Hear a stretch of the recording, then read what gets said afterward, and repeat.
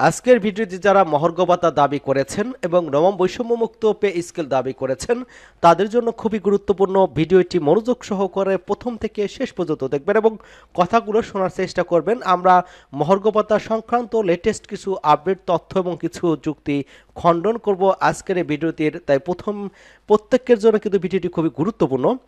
আপনারা দেখতে পাচ্ছেন যে সোমবার 10 ফেব্রুয়ারি 2025 এই সংবাদটি প্রকাশিত। নবম পে স্কেল মহার্ঘ ভাতার দাবি সমাধানের আশ্বাস।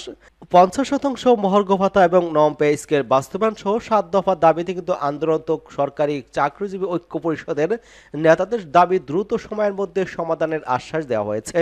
গতকাল 15 সদস্য একটি প্রতিনিধি দল প্রধান উপদেষ্টার কাছে স্মারকলিপি দিতে যান। তখন প্রধান উপদেষ্টা ব্যস্ত থাকায় তার সহকারী একান্ত সচিব সাব্বির আহমেদ তাদের এই আশ্বাস দেন। ঐক্য পরিষদের নেতাদের সাব্বির আহমেদ বলেন, আপনাদের অনেক দুঃখ কষ্ট আছে, সেগুলো আমি দেখছি। সেগুলোর মধ্যে অগ্রাধিকার দাবিগুলো দ্রুত সময়ে সমাধানের জন্য সংশ্লিষ্ট কর্তৃপক্ষের কাছে পাঠিয়ে দেব।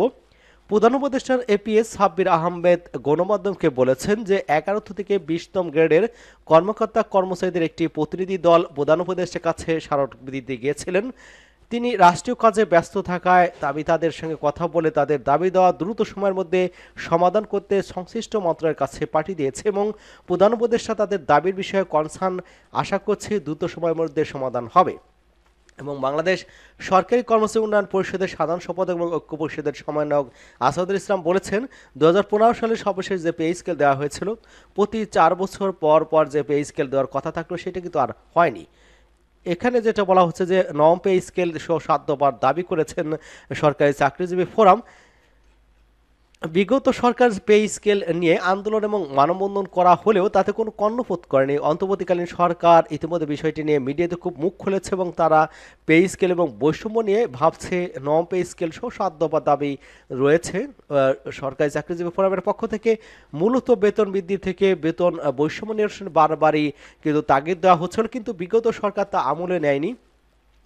সর্বনিম্ন বেতন গ্রেড 20তম গ্রেডের মূল বেতন 8,250 টাকা, 20তম গ্রেডের বেতন ভাতা সব মিলে কিন্তু 14,450 টাকা দিয়ে মাসে 6 সদস্যের পরিবারের যোগান দেওয়া খুবই কষ্টকর। এতে কিন্তু কর্মচারীগণ সংসার চালাতে দারুণভাবে কিন্তু হিমশিম খেচ্ছেন এবং ঋণের বোঝা কিন্তু তাদের বাড়িয়ে চলছে।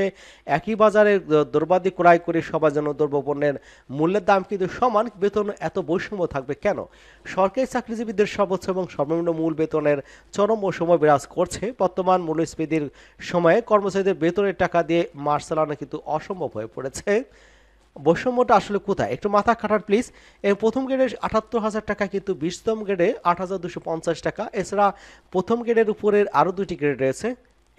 10 নং এর মোট পার্থক্য হচ্ছে 65,500 টাকা। অপরদিকে গ্রেড 11 থেকে 20-এর পার্থক্য মাত্র 4,250 টাকা। বৈষম্য 65,550 টাকা, 4,250 টাকা থেকে 61,250 টাকা কিন্তু এখানে চরম বৈষম্য রয়েছে। সকল ডিপার্টমেন্টের সকল পদের কর্মচারীদের পদোন্নতি থাকবে। পদোন্নতি পদ না থাকলে 5 বছর পর পর উচ্চতর গ্রেড প্রদান করতে হবে। 20টা গ্রেড সংখ্যা কমিয়ে 12টা গ্রেড করা হোক। টিফিন ভাতা উল্লেখ করে মাসে 200 টাকা পেয়ে থাকে। 200 টাকায় কয়দিন টিফিন খাওয়া যায় প্রশ্নটি সবার কিন্তু নীতি নির্ধারকের কাছে রয়ে গেছে।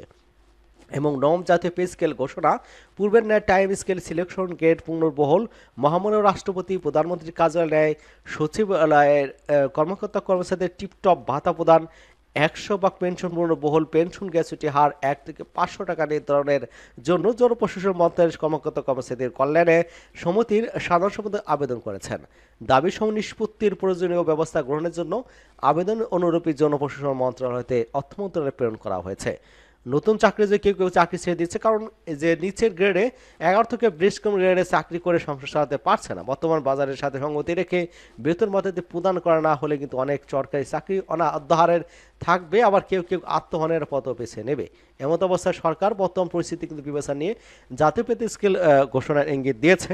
সম্প্রতি প্রেস কার্যালয়ে মানববন্ধন হয়ে গেল এবং ইতিমধ্যে কিন্তু প্রেস সচিব উপসচিব